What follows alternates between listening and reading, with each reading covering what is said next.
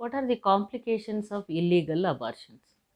If the abortion is done by an unqualified person and who is not qualified and uses dangerous materials, or it is done without any certification by the MTP Act, or if the person is not a doctor, if it is done in small places, very unhygienic conditions without any facilities, all these things lead to illegal abortion. So illegal abortion has so many complications. Usually these quacks who conduct these illegal abortions, they use dangerous material like soap water, chemicals and sticks and cloth and other things in a very unhygienic condition. There can be immediate complications during the abortion. There can be late complications or delayed complications. Immediate complications, if you see, there can be very heavy bleeding because of the abortion, hemorrhage we call it, which can lead to even death of the girl. There can be infection because of the material used by them in a very unhygienic condition. There can be injury to the genital organs, uterus, or sometimes even inside into the intestines.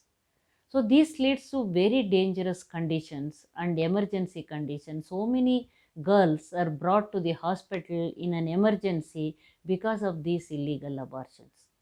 So hemorrhage, infection, injuries and death can happen because of the illegal abortions. If you take the delayed complication, by chance if the girl survives these abortion methods, then there can be even later complications. These complications can be the chronic menstrual disturbance, pain in the pelvis, chronic pelvic pain, backache, and constant recurrent infections of the genital regions. There can be infertility.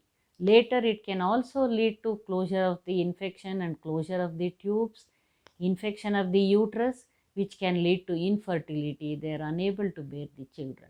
So, these are all long-term complications of illegal abortions. That is why, to avoid illegal abortions, the government of India has brought the Medical Termination of Pregnancy Act, where it is done, the termination of pregnancy or the abortion is done in a proper hospital with proper facilities and the trained doctors.